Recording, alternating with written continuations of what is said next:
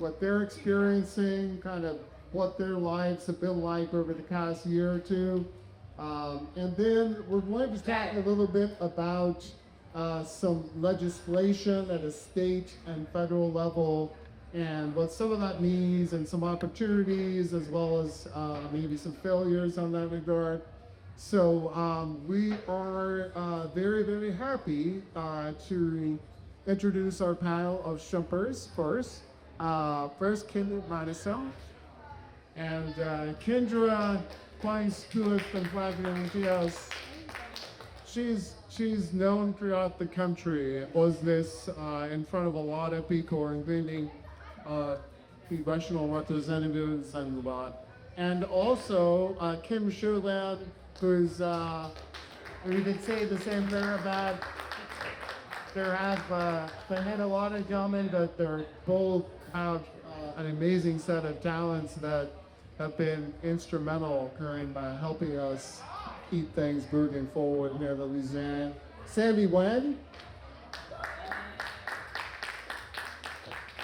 Sandy, you'll see on her shirt CCC, that's Cold Communities Consulting. She works a lot with our shrimpers, well, really throughout the area. A lot in New Orleans East and down south, and she, in addition to being a shrimper, so I think I can say this of all of you, I only use and cooks, right? Yeah. And finally, George Barisich, sorry, Captain George.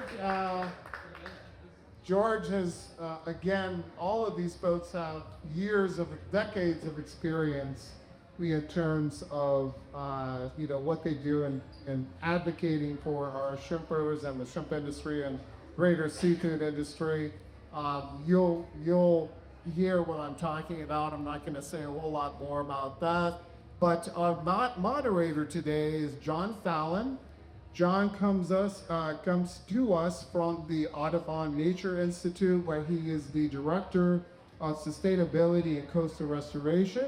And he is also someone who has had years of experience in terms of helping the industry, and I'll turn it over to him. Thank you all so much for coming out to the 2025 Louisiana Shrimp Festival and Shrimp Aid.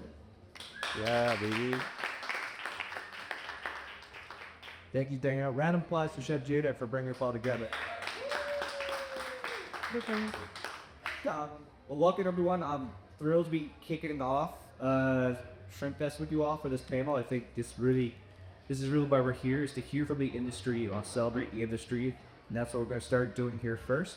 Our panel is in two parts today, so we're going to hear directly from our industry, and then about halfway through we'll bring out some policy experts to kind of get more into what we can do effectively at that level, what's happening to support our industry. So I'm mostly just going to be a time completer and let these guys do all the talking. But how about let's kick it off to my right, and maybe just a bit more introduction, a little bit about kind of what's been going on in the world, and just kind of go down the line and see where the conversation goes.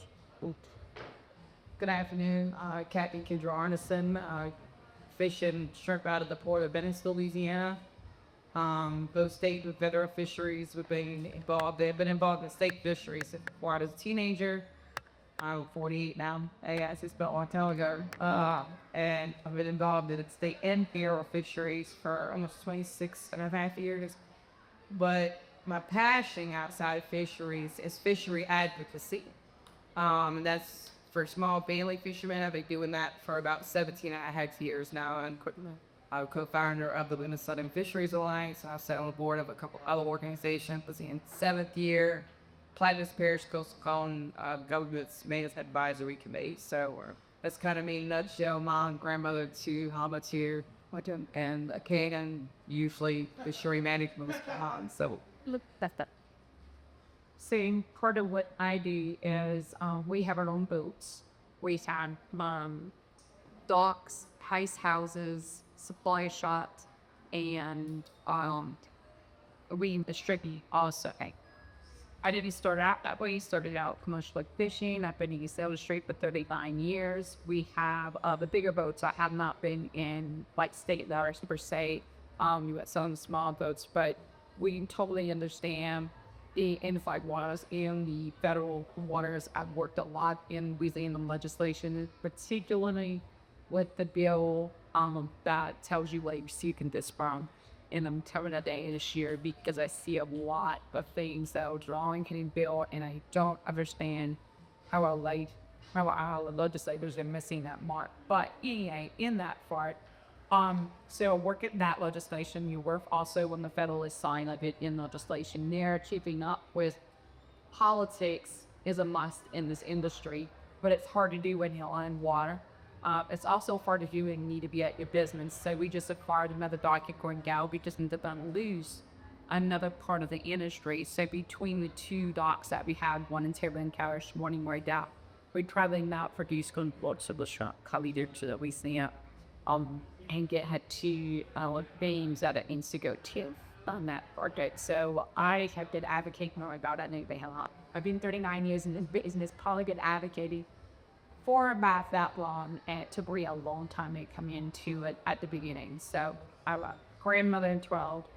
I have 3 kids, and my grandkids work at my dock. Some go in the summer, some I go all year round because I come to all city. So they will have a great appreciation for those that work and not some great people. Thank you. So, a dock. A dock is what we consider a dock is a place where the boat drives out to unload the fish up, the shrimp, fish, whatever it may be, and that dock inserts to a processor. Either our shrimp goes anywhere from the East Coast all the way around Florida to Texas. So we send out shrimp all over Boston, both places. Thank you. Hi, my name is Nguyen. I'm the co-founder. Executive director of social media sector. We'll be back cafe where it's specific to business, things. Because it touches the family. So I have intimate relationship with how things about fish. I started this 36 years ago, 14 years old, as a direct result of my parents' though, as innovative fishermen. My dad became a pioneer. He came here, saw the land, the water, the climate, the excuses for them to start being living. And so started doing that civil work to them, very knowledgeable about state and shore license informative compliance, and the time what to translate, do something that we're so doing. That's the most valuable thing about doing this business is that what I have in my head is you can't buy or learn anywhere. So I'm here today to talk about the famous things that we sell here. And got some traction on the tariff and things like that, but they're let us know on what's going on along the coast. I think disaster look a lot. I think it's been one of the best devastating disaster for last year in Jersey at Show Price. I'm here back today. I should be at my birthday, Jess, because we just lost another great person, advocacy, Tracy Cool, and I just want to dedicate this whole panel in her memory today. She called watching. And so I prefer questions in the audience when I do these things, but yeah, I really talk about what's going on in the community, what's happening economically and socially. It's been Debbie and Gunsty. Good afternoon. I'm George Barisich. I'm a third generation Croatian commercial fisherman, but I'm first generation here. That's why I don't have the accent. Okay, you don't have the Cajun accent. You don't have the kind of accent. But I was educated here. I actually, back in those shrimp boats is like 10 years old. So that's 60 years. I'm 70 years old now. And people ask me why you keep doing it. It's in blood. I said, you cut people like us, the yellow salt water comes out before blood. But none of it has to be, we don't understand how that works. I'm going to give you a couple stories of why the industry is falling apart. The first biggest impact, negative impact, was the turtless luger law, turtless steel. It's a device that it hits current. But the problem of it was a forest is so awkward. We never had a turtle population problem. Turtle population have been trying to say it doesn't come to Louisiana. 1986, the federal government did a $1.6 billion study. $1.6 billion in 1986 is a lot of money. And the study came out to say that it would take 7 more years of study to see if you would have negative air times. So lo and behold, we ended up with having to mandatorily put a 10 in our shrimp trawls or face $8,000 fine or go to jail. So for years, I had Coast Guard chase me around the Gulf. You know, say, it's your tax dollars putting us out of business. In my career, I'm not the best shrimper, but I'm not the worst. I've probably lost about $2.5 million in quantity since the last was 1985. So you multiply that. Out there, you had 25,000 of them. Carry down 2,500.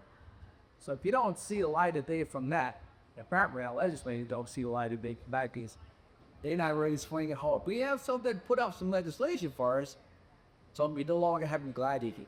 We need people to come up and step up and get into it.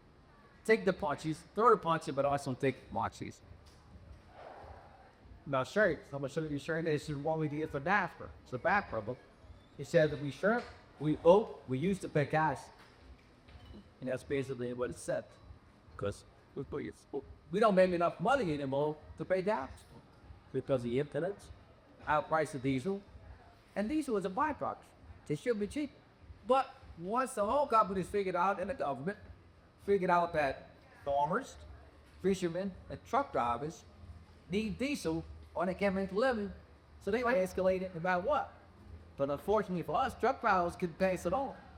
Farmers can get supplements. Fishermen though did not to help find things. Especially called with these subsidized rates. And up to 2,500 of us that are left, we got more home radio full time. On the 2,500 out, we got 25,000. We used to have 1 or 2, maybe 3 decking it with that one person. So the economic impact, the whole global impact of it is compressed. I want to thank y'all for coming. And this particular event, I want to thank Dan above. For me, is extremely important because unfortunately, you're just dying closer to epilepsy. So I might not be able to remember what the hell I'm telling you today, next year. So, pass the words. It's all we're having. Because without us, without you helping us pass it on, nobody's here, that's right.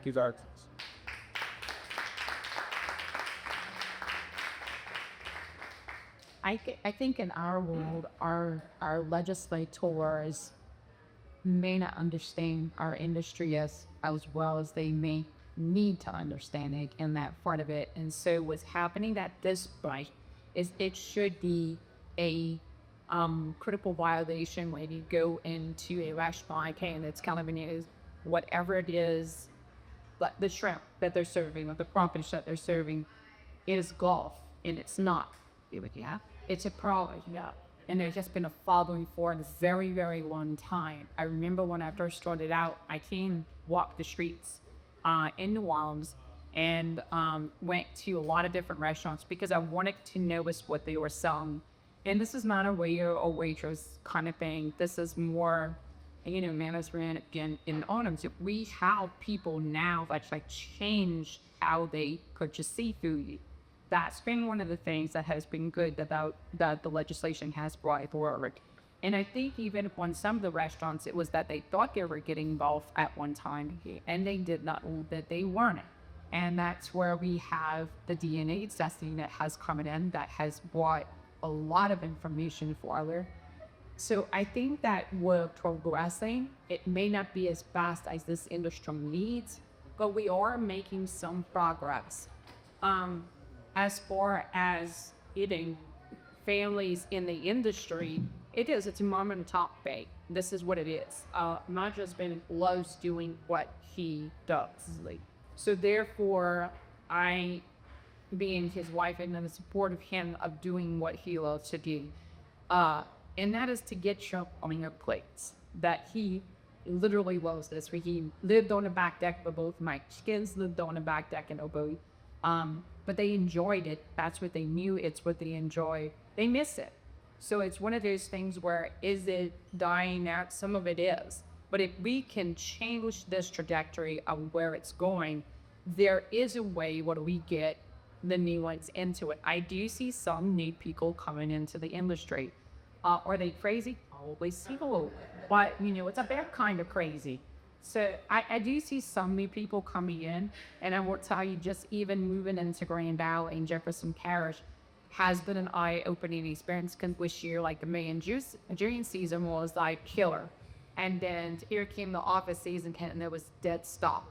So some of the things that can work against when a stripper goes out in the water, oysterman goes out in the water, then fishermen is looking at some of the diversion projects that were going. They have a protocol to follow, and I would tell you that a lot of times it is not followed. So I have to watch one of the navigants being laid out.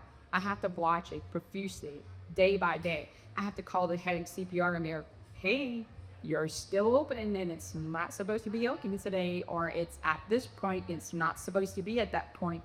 So it's got me not only doing my job at the dock, or managing my boats, it's got me doing regulatory works, and that's an extra job going on back, and that may be of some fishermen, because I mean fishermen do contact me for that type of stuff, so I need to control everything, so you have like a rough bed. Just for additional context, when we mentioned diversions striking on coastal restoration projects that can affect the salinity, that's for your by the sun. So I think we've got some good historical context, right? Like, and maybe just to set the table a little bit for people who aren't familiar, but everything about shrimping is getting more expensive and difficult, but the shrimp prices are not improving at all. Is that right? Now, I would tell you this year it has default. It has. You can say it hasn't, but it hasn't, please. Anyway, when we bought the dock in Brandao, we now, and I'm not saying that every dock does a thing, because we're not all created equal. I will tell you that. We are independent businesses, but my dock pays more for shrimp that we're bringing that is retailable, meaning I can get it out to a restaurant. That restaurant is looking for a certain quality, and it is not a shrimp that is 3 or 4 days old that is going to boat. That's not the type of quality that they could go. I'm looking for something that is fresh. So we work with fishermen in that Carré. I've been doing it since, oh my goodness, 2010, 2001 on that part of it, where we would pay more for shrimp that is retailable on that part of it. Every shrimp that goes to a factory is a processor, doesn't appeal it. That is a different animal. I cannot control that. I am not part of the commodity system as that would work. I am a part of pulling out what is restaurant and seafood market quality compared to what is going to the factory on that part. So I would say that the fishermen in my area have experienced an increase in price. Yeah, the price has reduced, but people don't understand that when the boat sets ashore or so on, it doesn't work, it breaks down, but more easier than what it was. So when you think about the prices, I call it the shrimp prices, where we were shut down for 3 consecutive years, now that's historical. So when that happens, the instant impact on the economy is the coastal communities, then eventually it'll trickle so the producers over time. Bars, net shops, that's up just a boat. So like every boat is a family, and now a big boat is 2 big family, right? And I have experience, these bring black into our office because of the funerals we've been to. And so it has affected me everywhere, about people that I love and protect all my life, right? But there's got to be a way to, the pricing. What's up the pricing? What price is good, right? Where, how, and we don't get it. But to have the shrimp like Dean said, back in the days when my dad was doing it, the shrimp was $4 or $5, and diesel was saying $7. Today, the shrimp, the big ones are 80 cents. Last 80%. And it stayed like that. That's another historic factor. Shrimp don't stay at one price the entire year. So if you can imagine, commercial fishing is now getting rich doing this. If you do well, you live happier, and it's been a way of life and culture for generations after generation. But it's not that Congress or people that don't. They've been up with Congress all, while inflation, everybody getting desperate, we continue to go down. And so it's been that deadly, but nobody hears about it. And it makes the family go up. Overdose, suicide, this is an issue. And it's up, but maybe too late for a lot of families already. And the impact was not trickle down to the kids.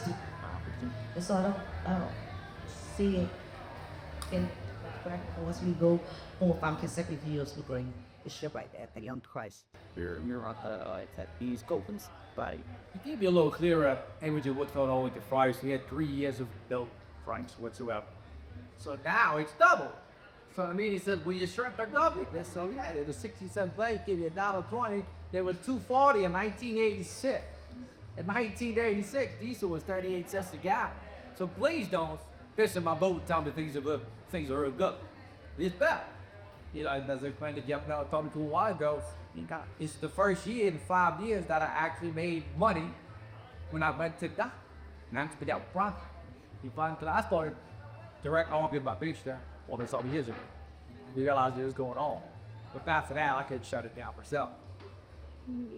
Don't, you know, yes, it did go up, only because the people as it turned up in here was important. They did the testing. These people, they are myself, who have been beating on. You're trying to get the word out. So last time I was in Washington, I got this state economist to give people bullet points. And then he come back, he said, Capt. George, he said, well, if shrimp would have gone up the same rate over the last 30 years of oil and milk, with your big shrimp, you would be getting $9 a pound at the dock. That's bad. The guy in Malaysia decided this and that. I can't get the $5 a pound out here. You know what I'm saying? So, understand, competition, we had no protections of the importage. Decades ago, when he had a 4 seats, they got me the price. It is you that we the price share, very significant. You make money because of your supply and demand price fluctuation. That doesn't happen. Now, he said that this year it came up a little bit. Inzara is paying 30 cents a pound more than mine. And this round is up. So that sucks. Who's playing game that? Let's take a high board out. Think about the differences because boats, I know my captains need to make them because what that kid has leads in core. Like years before that, we were dimming up what they would make on like boats and make sure that our guys could make the running off, but Dodge we only can do that.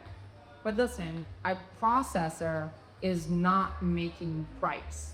Your market dictates your price. That is coming from the imports that are coming in. You really have to understand where this is coming from.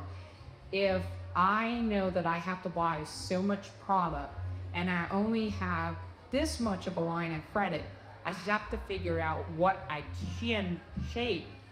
It's not to say that you're not worth it, because God knows the shrimp was worth it. But when you go out and you retail it to people and you can only get $5 a pound, that tells you what your market's at. That dictates what your price is on that part of it. So you have to look at this. The consumer is going to dictate what they're going to pay. In different areas, different prices, but that's what I've kind of come against. And part of it is the reason why the prices were so low is a regulatory agency for not doing their job. Don't care who they are. I will tell you that they are not giving a job. FDA was doing less from 2020, 0% testing. Up from that has been 0.5%. I think we're back up to the 1% of testing all seafood that comes into the United States. Then you're looking at what happened with the radioactive shrimp. Tell me how in the hell did our regulatory agency allow us to come through? How did that happen? You're supposed to be protecting the health of those in this country. You're lacking. Personally, I think you need to go put people who can do their job, but that's just me. So jump in anytime, Monday, because I can go. Yeah, so I'm going to change the temperature a little bit because I want people to understand the truth. Fishery management. So I'm just going to go through real quick. You got the MSA 9. Okay, classes. Can you hear me now? There we go. You got Magnuson, Steve Magnuson on the top. Below that's the Department of Commerce, NOAA, National Marine Fisheries Service, Gulf States Marine Fisheries Commission, Gulf Council, and then just here in the Gulf, each state has their own individual management team, like Louisiana Department of Wildlife Fishery here in Louisiana. Now, the reason I say that is because a lot of people don't understand or realize how many layers of just management actually exist. Then you talk about dealing with the legislative branches.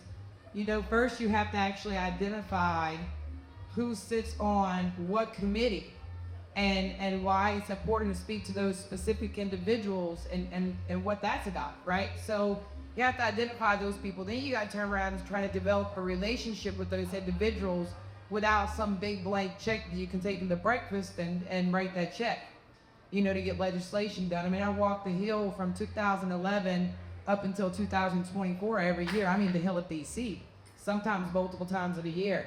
Here in Baton Rouge, I go to the state, Kim goes there, George and Sandy, all of us go there on a regular basis and testify in front of different committees, meet with legislators. For the longest time, we couldn't get them to put pen to paper. And this was through decades of the same individuals with heat in their seats, the same exact ones, sometimes decades, sometimes 2-3 decades they were in office. But right before they go to retire, all of a sudden they want to throw a cape on and be the hero and put some pen to paper.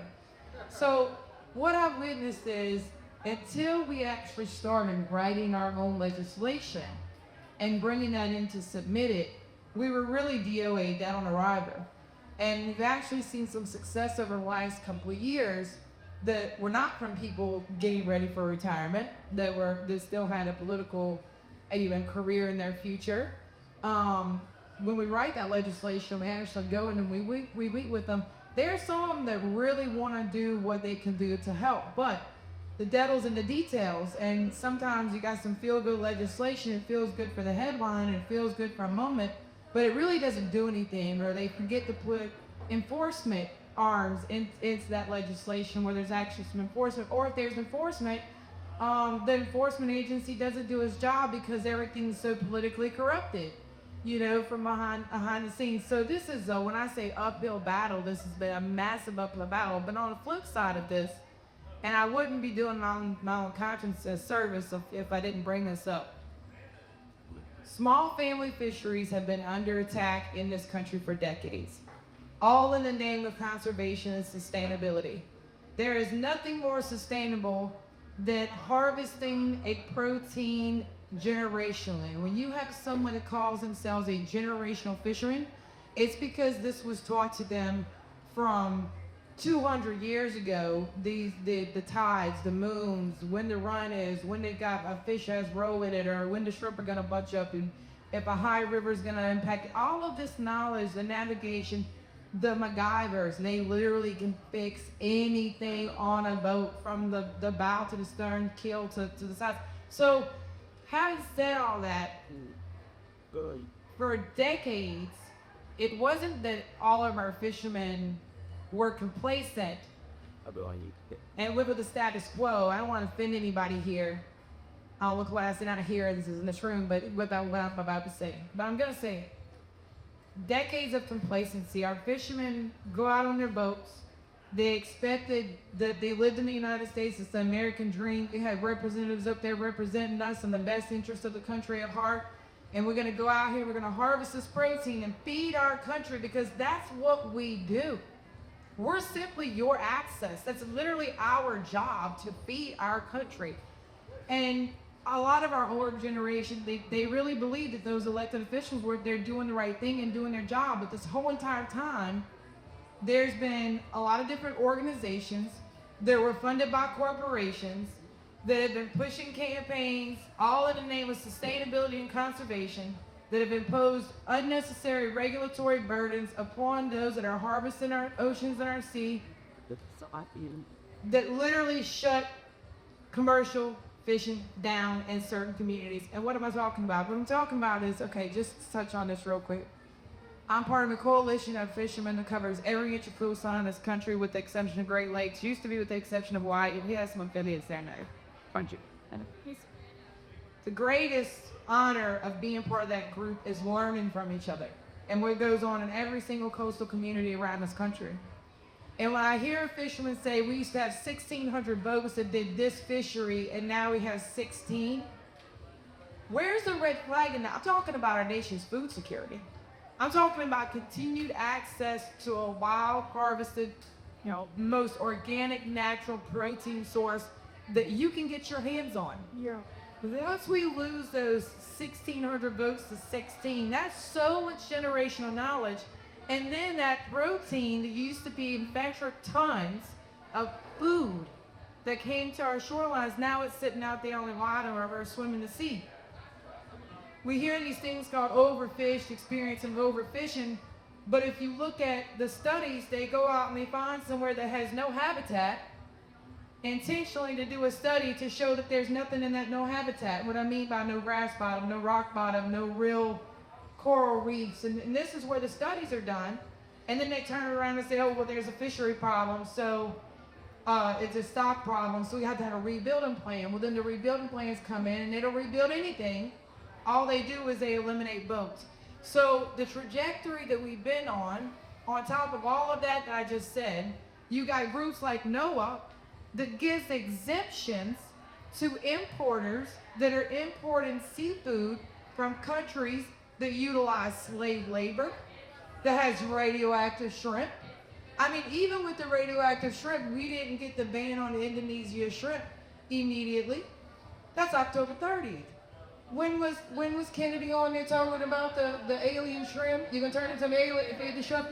Yes, you see what I'm saying? I mean, why is it that we wait until October 30th to ban shrimp from a country that's sending in radioactive shrimp? It's about your health, not just your access, but what they're giving you access to.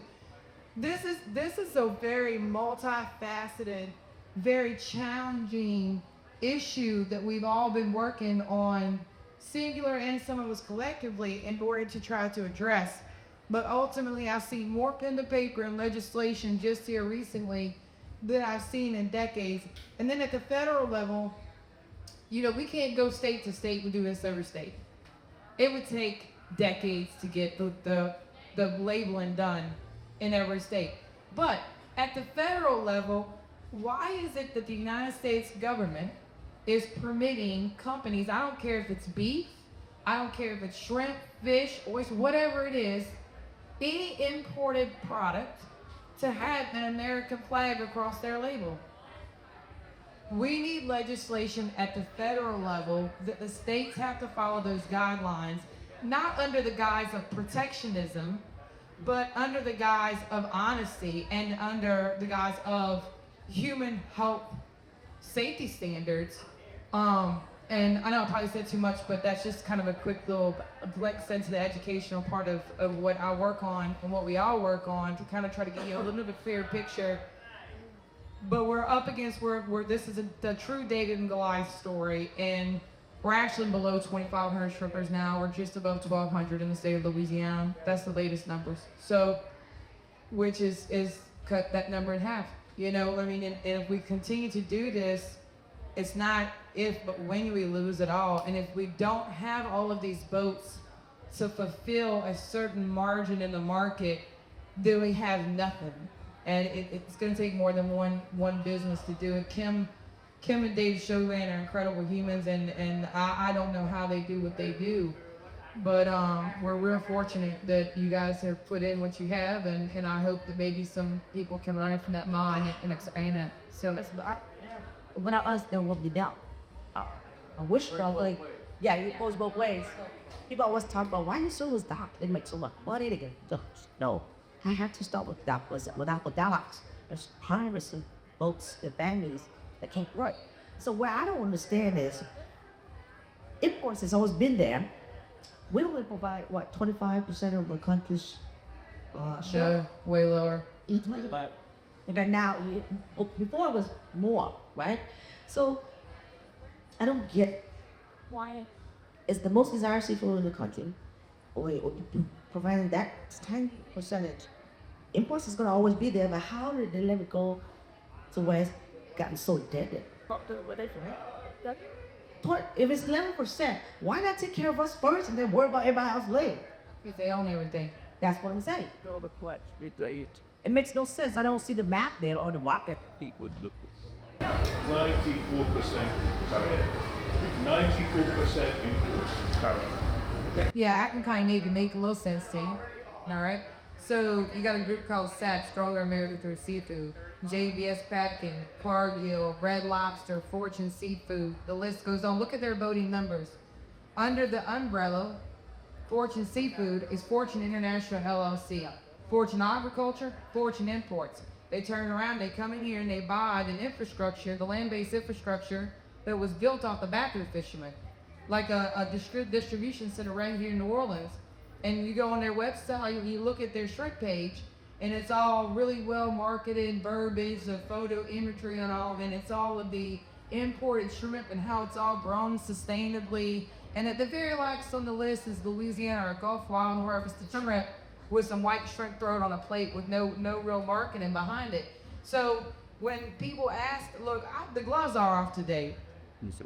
And don't make me miss my mark here with this, because this isn't at anybody, but I've been holding my tongue back for a long time. The things that I have learned about the market manipulation, while they buying up our land-based infrastructure to price us out, at the same time they're funding campaigns through non-profit organizations that are harmful to the harvest and our industry. We're literally being come at from 15 different areas, different whatever, sorry. And on top of all that, our own state, Louisiana CPRA, Coastal Protection Restoration Authority of Louisiana, we've had to fight them for the last 15 years over large-scale river diversions. And look, it wasn't just about a salinity issue with the fishermen. It wasn't just about a salinity issue. The Water Institute showed that 60% of the existing land would have had a negative impact. Got a bunch of organizations out there saying, oh, well, they were going to pay the fishermen. The mitigation wasn't set up for us. Believe me, when you leave here today, and anytime you hear a narrative that has fishermen or seafood in it, please dig deeper. For the love of God, dig deeper, because the people have been lied to, manipulated, and there's been stories that have been added to and took away from. And unfortunately, it's put us in a position that if we don't all come together, you will lose eventually. Look, the tipping points we're literally hanging on by the skin of our teeth. And we've said this year after year after year, but it just sounds like some of us won't go away because we're just going to continue to do what we do. But at some point, the tipping point's going to go over. You got a question? Yes. My question is that a favorable impact to their farm from the tariffs, the storm tariffs, on the love of the fishermen? In other words, is that bit and that day, but tariffs is out. Yes, so we've seen some price rising as far as our product goes. But as a business owner and someone who runs multiple boats, the shackles have went up, the motors have went up, the fiberglasses went up, my spool of rope has went up, my boots have went up, my gloves, every single item that I touch that goes on my boat is already marine, so it's expensive. And with the tariffs, most of our stuff is made overseas that we use on these boats, including our nets. So It's been lost. We lost the ability for kicking for these of the here. yeah, That absolutely. is a problem. So I think eventually we may see where some companies are going to come back into the United States to build things here to avoid the tariffs. But I don't foresee the ones that are making my boots or my gloves or my nets. And not only that, do I think that the tariffs, even if people start building stuff here, that we're going to see prices drop like on my 450 Cummins? No, once something goes up, it's up. If they see they can actually get the money for that, guess what? That's what they're going to keep selling it for.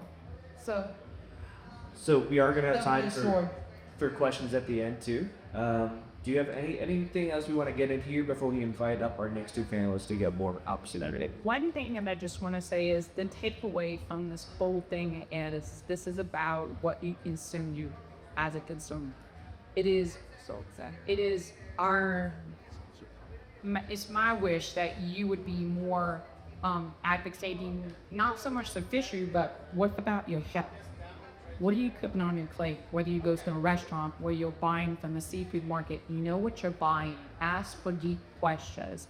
We have a lot of restaurants that I can get behind, and I sell to them, but I can get behind them because they're out there, they're wanting to buy domestic seafood and stock, and so that's important to do. Go to those restaurants, go to those seafood markets, know what they're selling you. That's the big part, because this is now a health issue. This is not about just saving an industry. Yes, you don't want to save my industry, but guess what? I'm going to work night and day to make sure that I do everything that I possibly can to do that. I have my grandkids that work at my dock because they want to, but they have no choice. They're going to work there. They're going to respect people who get out and bust their butts every single day. And so, you know, maybe they might get in this industry, maybe they might not. That's not my call. While you're underneath my roof, you're gonna work. Oh, and then you're gonna have that point where they're gonna understand that, and they're also gonna understand what it is. Maybe they may be something else when they grow up, but it's always gonna stick in their head about how important it is to eat local. I just want to say, the last thing, like if you're going around, they see the shrimp, talk to them, engagement, understand why they're about, understand what's behind the shrink, but because we lack visibility to talk about the ceiling, the families. Come on, what the most generous countries is what? As on top of you, millions of dollars along outside the country saying other babbers. So that's what I ask, is to spread the word, understand the families behind these boats, and support us when I have the opportunities to. I want to point out two failures, one on the state level, one on the federal level. Several years ago, legislation was put in to quadruple our license. Right now, I'm paying about 17. Before the bill passed, I'm spending about $17,000 a year, and got my multiple license, multiple fisheries, and they wanted to go up 4 times. So I had to come out of Gasm and beat them up, cardinalize. What was the Secretary of Wildlife and Fishery was the crony for the governor, and the governor took care of him. He was stealing money. So that's when I had to go up on our license fees. So I beat him up, called it commercialized. And after it was all over with, I served on a Louisiana Shrimp Task Force for 32 years. That's a long time to volunteer work for. Sent me an email. The services are no longer required on the Louisiana Shrimp Task after 32 years, you know. And then now, the person who he was protecting is now in jail because they caught him for stealing. That's on the state level. But on a federal level, I'm gonna say, I'm gonna pass this picture out. This is a picture of Mexicans in the Rancho Nuevo, Mexico, collecting thousands of turtle eggs. This is before the test, okay? I want you to see it. A picture speaks 1,000 words.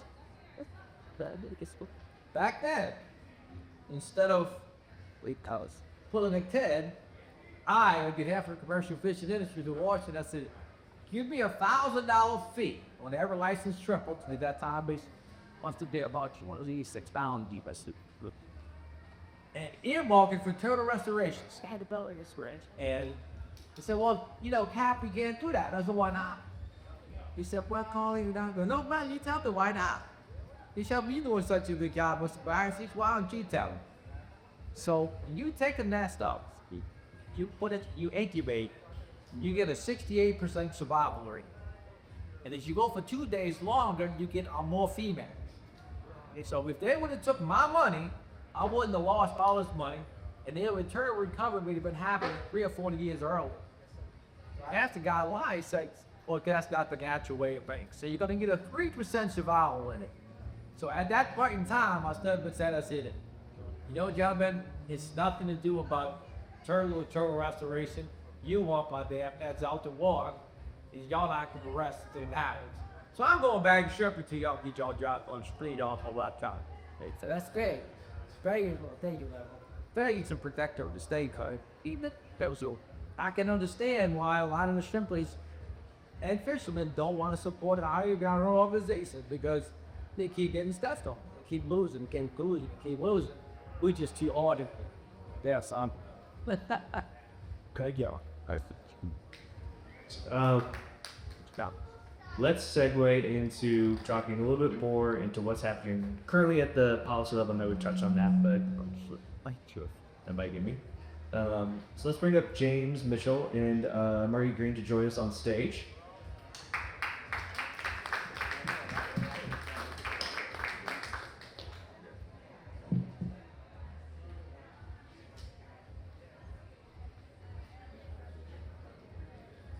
You guys working?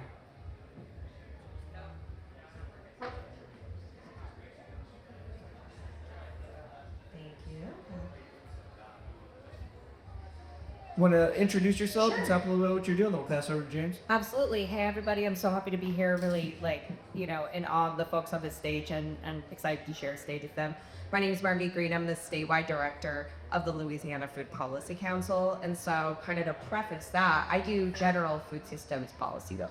So we think about how an entire food system, the policies that affect an entire food system work together. So we don't specialize in seafood and water council, which means that what we do is we're elevating the voices of the people. We're looking at a set of values that we have, right? That we want affordable, fresh, healthy food for all Louisianans. And then we're looking at the people who produce that food and trying to elevate their needs and help them with that advocacy. So really hearing from y'all about the, how are you getting pen to paper and writing your own policy and passing that over.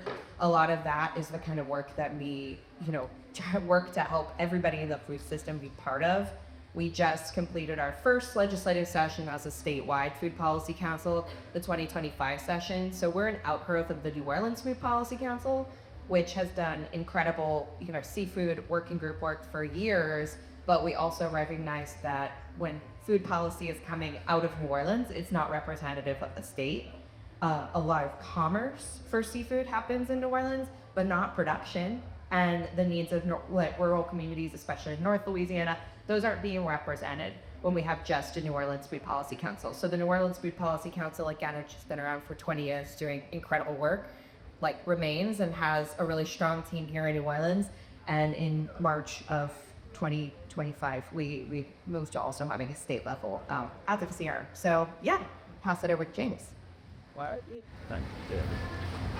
Thank you. So I'm James Mitchell, Legislative Director with Don't Cage Our Oceans. I'm not from New Orleans, I'm from DC. And I've been loving hearing these conversations today because it's touching upon a lot of problems that I've had in trying to get our coalition members to get their ideas, to get the time of day in DC. We have our coalition, we represent now over, 65 members and businesses across the U.S. They have the exact same problems. If we could just add a few extra chairs here, you would have some of our family farmers talking about the same problems that you all are having on stage. There's a Rhode Island fisherman who would love to be here right now. Just change the species, same conversation. It's happening everywhere. And so I'd like to talk to you all later about this panel. It's a planned corporate takeover of our oceans. What they did to family farmers on land is now coming to seafood producers, fishermen, whoever has a job doing seafood processing, fishing right out here. It's deliberate. Kindra touched upon some of the people who are behind that, and that's why it's pushing that rock uphill. It just feels like there's so much weight coming back down, and so looking forward to talking more about that in today's panel. Thank you.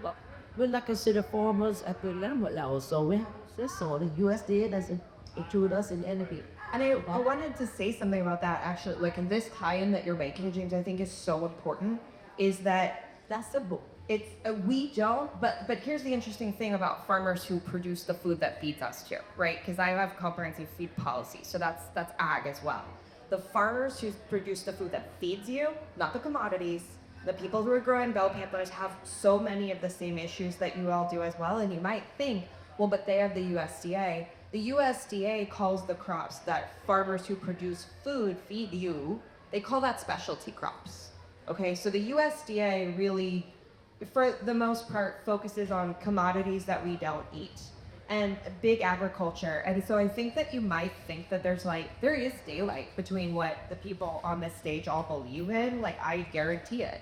our personal politics, our policies, all that stuff. But what I can say is like what I heard Kindra talking about, like this consolidation and the attack on family fisheries, is that it's not just about food security. It is about food security, but it's also about like sovereignty in our food system. We have no ability to feed ourselves in the country, and that's borne out in policy.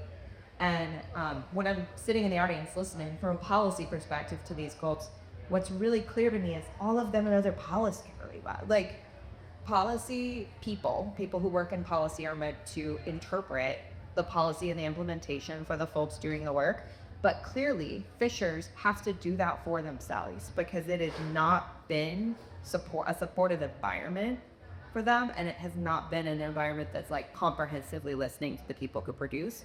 And that goes all the way from, frankly, from like beef production, poultry production, that's seafood production, which is what we're here today about. That's vegetables. And I think we should all be really concerned about the fact that America cannot feed itself. And while that is beginning to have a lot of legs in a political sense, you all see things that are coming out about Make America Healthy Again. And that sounds really great. The policy decisions that we are then making are not supporting making America healthy again. So if we want to make America healthy again, we need to be supporting our shrimpers in the same way that we support our commodity farmers, which is with stabilization of pricing, it's with subsidies, and it's with more complex policies that these folks know better if you want to pass it back to you. I think that's a really good point to bring up USDA, because I know in my conversations with the industry, a lot of people see farmers, USDA, government support, benefit for us, and we can get it. So that's very good context, I think, that maybe isn't the panacea that some people think it is. I guess maybe let's keep it at the state level a little bit more. We've talked a little bit about things that have happened over the past couple of years. I know someone asked me in the audience if we're seeing the benefits from changes in the menu labeling law and fines. I think let's talk a little bit more about the context of that. So let me tell you, one of the things that I did in January of this year is I contacted Senator Carré, and I said, contacted Senator Plessy, and I asked because the numbers mean something. When I have to go back up to testify in front of the committee, because I need to change something within it, some of this stuff is making no sense. And it's like when you write this law, what ends up in LDH is here, what ends up in Department of Ag is here, but there's no enforcement in the middle. And like we have in Wildlife and Fishery now, the Shrimp Task Force has put money towards the DNA testing. All that information is staying in Wildlife and Fishery. Who does not enforce what is happening on that part? So I contacted Bessie and I contacted Connick and I said, we need to do something. We need to change this. We are going to have to get that information to the Louisiana Department of Health, and we're going to have to get it to the Department of Ag. But the problem has been in this part of it is that we're missing the enforcement part. And I'm like, we've been working at this since 2019. Do you mean that none of you know what part we're supposed to have within there? So it's frustrating because it's 2019 when you're working on a bill to try and get it right. Because listen, my forte is not to be stuck in the political politics of trying to get a bill right. I'm trying to win companies so that I can keep things going in our industry. It is aggravating to have to do the job of someone else that I need them to do. So I'm actually going to have to go to the stoppers and say, where are we missing? We're going to have to put up a big panel here so that we can find out what's wrong and kind of fix it again. So it's going to be another year of going before legislators, going to committees, and in that time, the Louisiana Seafood Restaurant Association will come in and try and thwart everything that we do, and that's what that lobbying arm does. They do not want you to know what you're eating, and it's sad because then you're burdening the restaurants who are trying to do the right thing, that are trying to feed you good food, that are trying to have domestic product in there. I don't get it, but it's the fight that we fight, and it's the fight that's coming up this year. What's the humanity in all this? You give an example, I'll wait for you. I read a stepchildren. Hurricane Katrina, our industry used out a $365 billion infrastructure loss. Bye-bye. the farmers 30 miles inland got more money to pick up trees and takes their fancy than we got. Spread our boats back into water. The rest and this one issue is there. Cynthia. Well, and on the disaster recovery assistance, Mr. George, it seems to me that Louisiana manages disaster recovery assistance very differently than our neighboring states. Mississippi took the money that they got, we come to Bonnet here, spillway open, and split it up between the fishermen who issued checks, where we had all kinds of hoops and loops to jump through.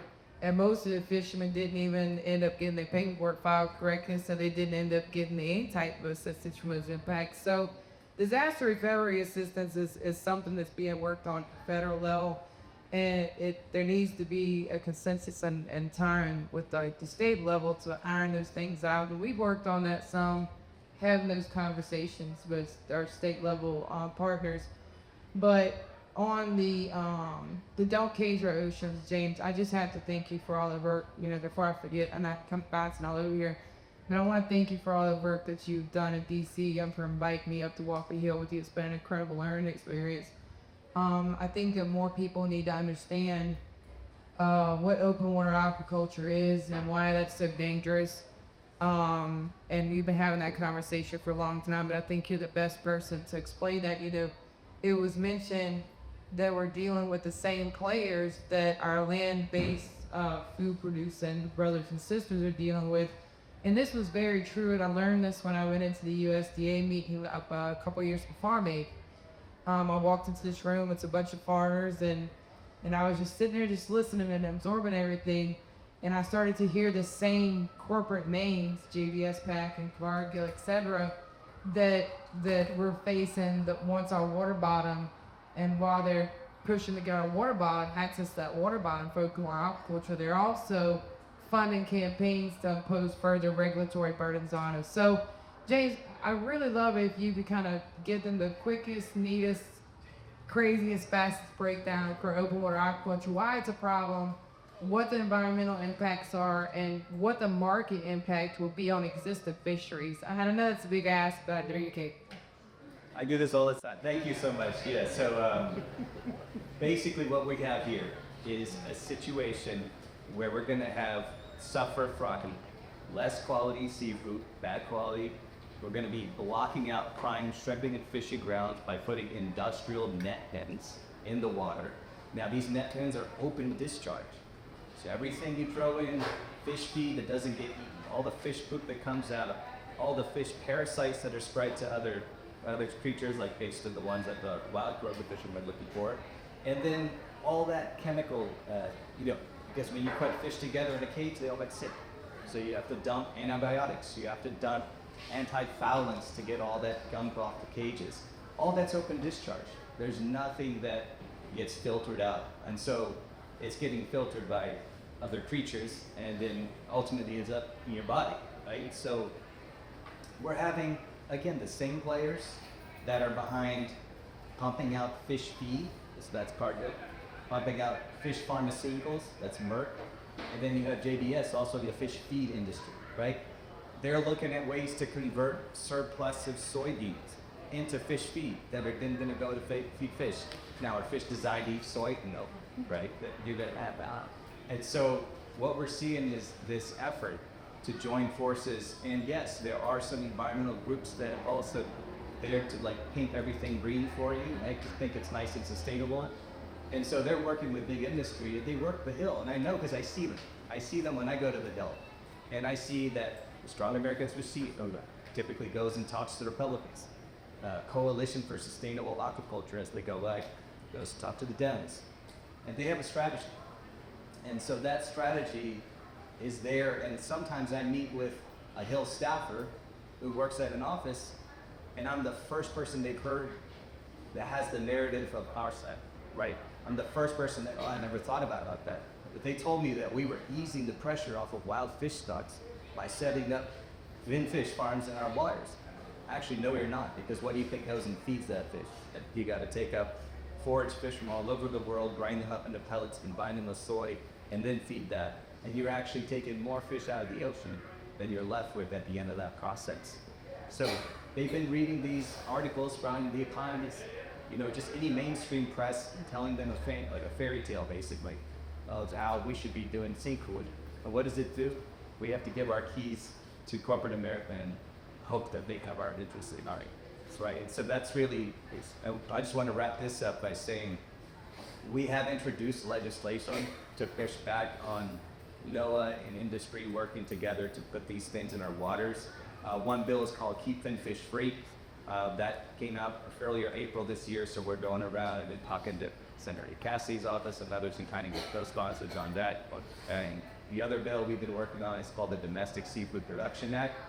So that would take federal money towards actually helping us with processing capacity nationwide for the local and regional market instead of exporters.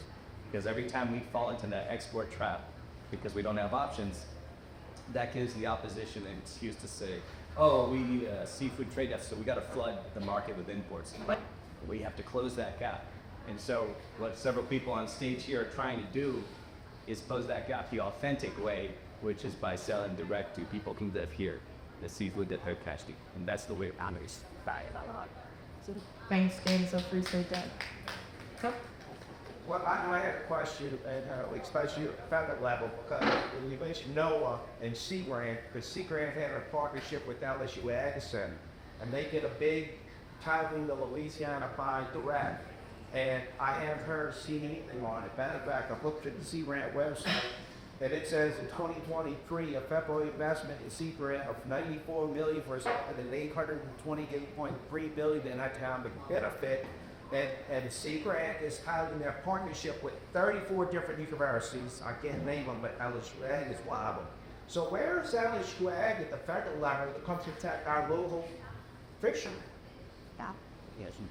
I mean, as I understand it, Sea Grant, like being a play on land grant, would be partnering with all of our land grant, agricultural universities. So like LSU would be less on the sort of extension and out in the community side of it, and that's where Sea Grant is going to step in. I'm wondering if the thing that you are looking at is the some of you all might know, like the marketplace, the online marketplace. I could talk to this. Yeah, go. The Seafood Direct, I was invited. They want my opinion on it after the fact. Guys, selling direct is, to me, is not part of a commercial fishing business. It's not part of it. We bring in 40,000 pounds of shrimp at a time. We have to use our dock, sell it for whole sleep, have a good look. A couple times with our friends and family and go again. It's only 6 or 7 months in the game. Selling direct has never been part of the business structure. All right? Now, when we get desperate like we've been, if your wife or you have a friend that wants to go into the business, they got to go down there and get it because my husband and our decade, we ready to go home. So when you're doing a Seafood Direct program like that, number one, I think you only accommodate maybe less than 0.5%, not even 1% of the entire commercial industry. You're talking about people that don't have broadband, and lack of formal education, doesn't speak English. How are they going to be able to use these things? So it made no sense, and I told them that. They didn't like it, but I had to keep it real. Is that everybody talks about this selling direct thing to help us? It doesn't. And then if you're going to do it online, then you can forget about it. And so that's why I go out to the community every storm. I work out there. I come out to them, and quite frankly, I've had people, the dad and the grandpa was still around, were saying, back in the days when FEMA was still rich and had a lot of money, we never gotten grants or fishery money like this. I've never heard of it. Now my kids are getting all kind of grants through the office. So, a lot of the fishermen said if I wasn't around, they would just bypass it. There's no service or assistance in the community, and if they travel to the town, a whole bunch of money gonna be gouged. People wait for the disaster to steal from our fishery. And then half the time, most of the folks doesn't understand the industry enough to properly do the system. So there you go. I would say with direct marketing, this is how it works. When I have a boat that is a freezer boat that goes out and he's out for 30 days, the last thing that he wants to do is go out and peddle his shrimp as in comes home. They're tired, they want to spend time with their family. I have smaller boats that go out, they're 12 hours working. When they get back in, they just want to go home to rest or spend time with family.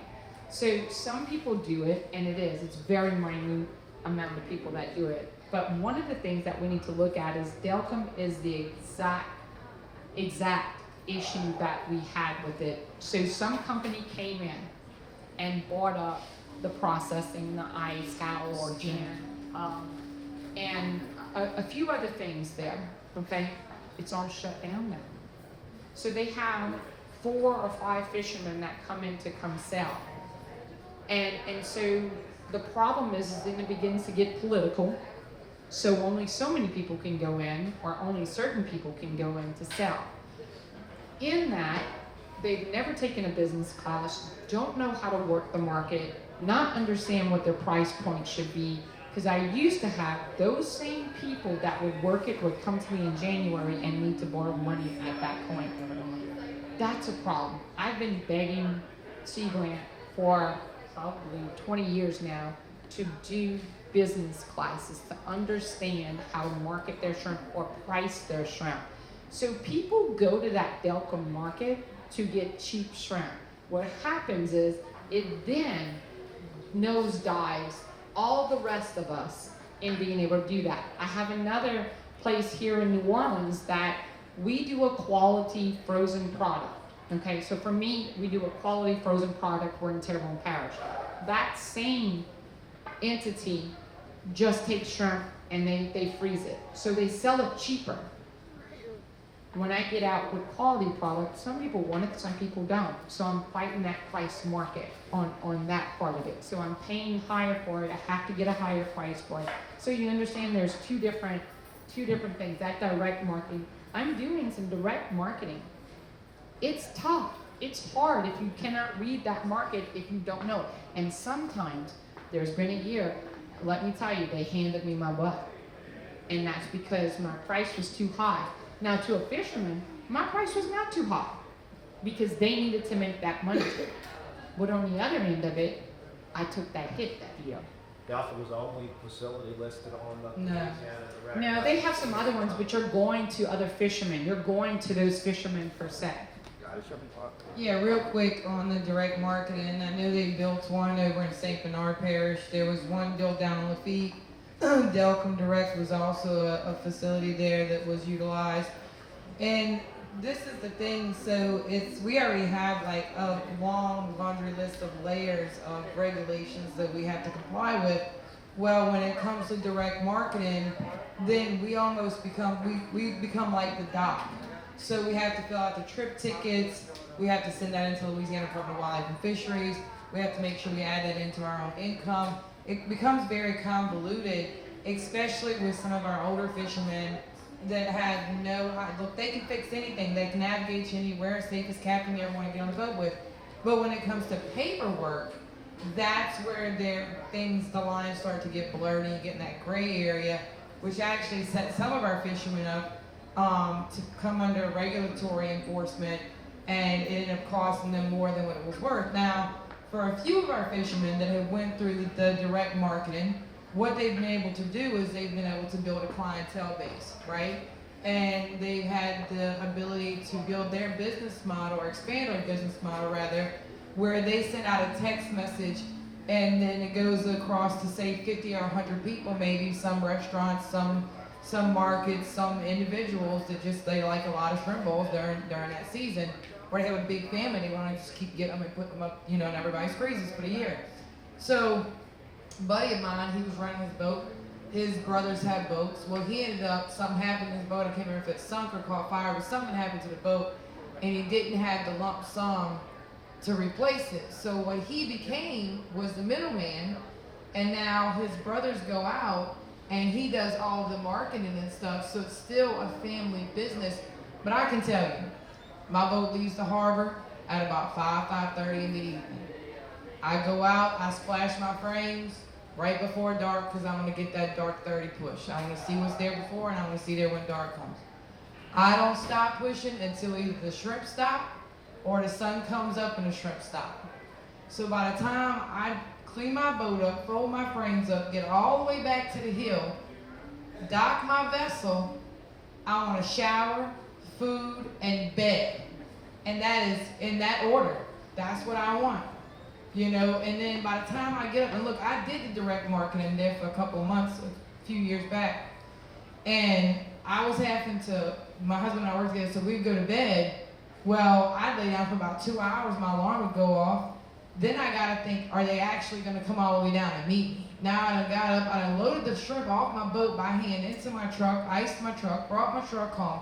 Now I gotta come out in the yard, unload those shrimp into an ice chest, weigh them, do the paperwork, the whole 9 yards, try to go back to sleep for a couple hours after that, you're not. And then I gotta go pull another clock. You know, so it was very challenging to even attempt to do that. I do think Sea Grant has done some great work in the community. I will say that. I'm a big fan of a lot of our Sea Grant members and associates. However, like most things that are built to do good, we have individuals that come in and utilize these agencies and these arms to put projects together that are these crunchy granola feel-good projects that actually end up harming our fishery, our infrastructure that supports that fishery. So I am concerned. Because with this open water aquaculture stuff and Sea Grant getting involved in it, NOAA and National Marine Fishery Service getting involved in it, I'm concerned because I've never seen a group, National Marine Fishery Service, NOAA, Department of Commerce, work harder to get something implemented that failed every regulatory agency in the nation until there was an executive order written to permit it. Never seen a group work so hard. They've worked, the only thing I've ever seen these agencies work any harder at is shutting down small family fishermen in this country. That's the only thing I've seen them work hard at. So, hang on. I want to give you two a chance to wrap this up on the policy end, and then we'll open up for a couple questions because we got a 2:30 cooking demo in next. But since y'all came in, James flew in, so. I just feel, I mean, in terms of like keep fishery and the, you know, aquaculture in that sense, like there's not a lot moving on the state level. That's mostly gonna be federal, and it's mostly gonna be coming from, you know, keep fishery. But what I want to say to y'all as people who are listening in Louisiana is the point that's been made here, and like, you know, Kindra said, like these crunchy granola feel-good projects, is that the point is so well taken that when you see a project that is framed as sustainability, and then it seems like it's good and it's not passing regulations checks, that everyone needs to be looking deeper at everything that is being sold to them as a solution. And that includes any of the solutions to our climate crisis, right? Like if there is a solution that seems too good to be true and it's not based in nature, it's not based in something like small family fisheries, it's not based in these actually sustainable systems, then we need to be asking more questions, regardless of, you know, what you said, like what the Atlantic article that you just read said, because there's so much nuance to a lot of this stuff. And it is very easy to market something as the green solution when it is actually a very damaging solution.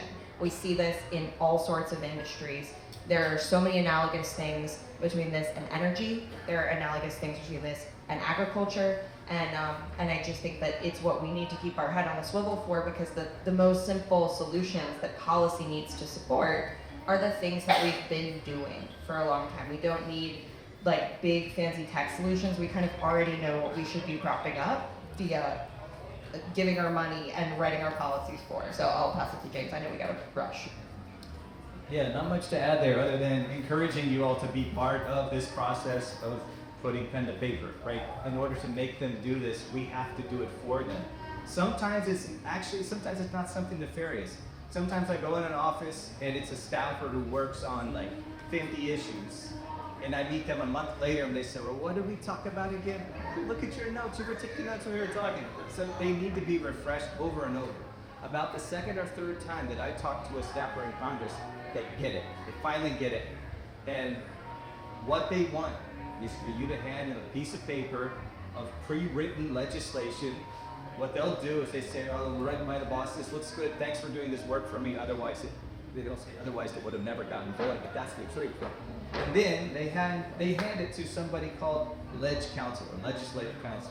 So the House and the Senate, they have a special group of nonpartisan lawyers who just make your ideas look pretty and fit the legislative body, see what bills it would impact and all this stuff. So what you have to do is just get something on paper. They'll fix it for you, but as long as that's there and you've done like the legwork for them and you've run it by everyone in your community to make sure you're not missing something, that takes a huge load off of their plate, and they're way, way more likely to do something for you. Just haven't done that at the first step. And I just really quickly want to speak to that, which is that exactly, like, we write the law, like we write the laws and then we hand them off to people who then advocate for them to be made or not made. And what a policy council can do and what we're definitely here for is like the handholding of that. Even like if there even needs to be another layer of interpretation of like, you want to give dictation, we'll write it into the messy thing that then gets passed to the right person on the Hill or the right person in the, you know, State House. Like, that's fine too. There never needs to be an interface between you and your electeds, right? Like, when we have coalitions and councils, it is not to keep harvesters, producers from direct interface with their electeds.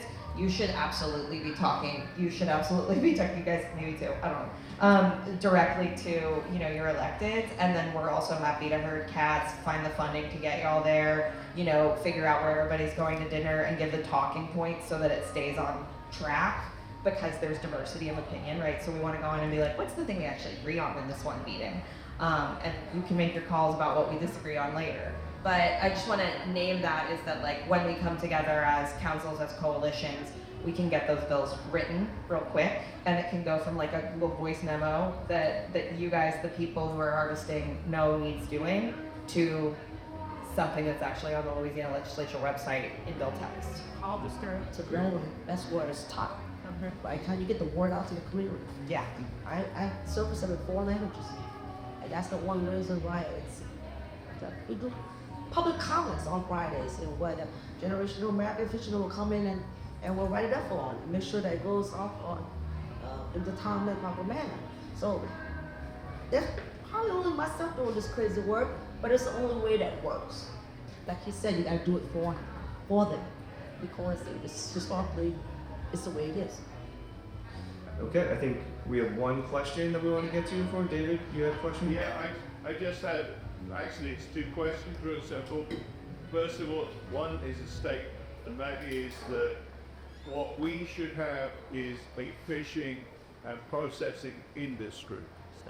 I don't want the desertification of shrimping. I don't want people going to a farmer's market selling shrimp. I do not want that. I do not want somebody taking shrimp people who out on tours, going out overnight and then eating the shrimp.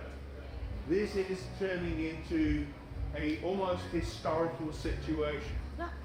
The second thing, which is really, really important, if you actually look at what aquaculture is doing right now, nearly all the places that produce product that is being imported have a lack of protein in their diets.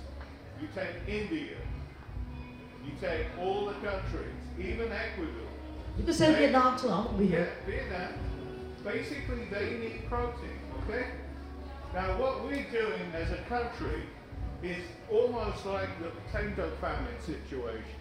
What we do is we're not harvesting all the seafood we can get for ourselves, the wild caught stuff, and eat it ourselves.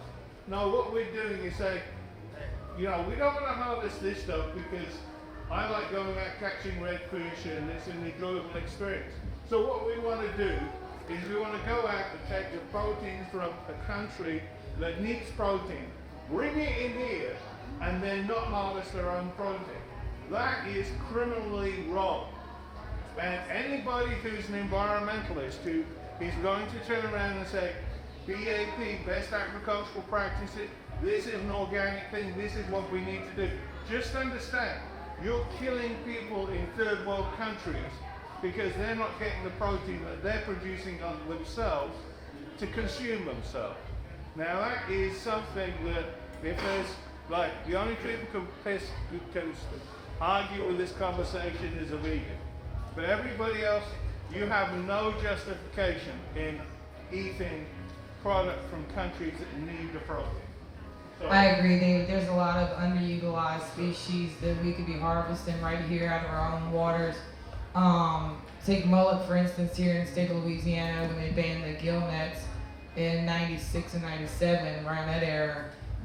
Sight stripe gill net, if it's used correctly, is a 0.03% bycatch. I don't believe in leaving a net set in the water. I'm talking about sighting the fish, striking them, and picking it back up. And we know this because we've had the observers on our vessels. Redfish is something that's such a political thing, you know, and it's a shame that it's became that way, but there's such a force that we've had to reckon with for decades that has eliminated everyone's access to our own wild harvested seafood outside of just shrimp. But I do think that there's some space that we can all collectively work on to harvest that. So I think we have to wrap it up there. I'm sure anybody up here is willing to keep the conversation going. I'm going to give a round of applause to our panelists.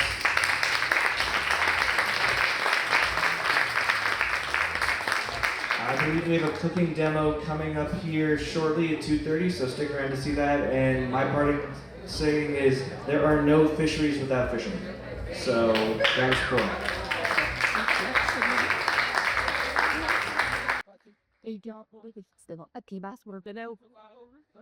This question.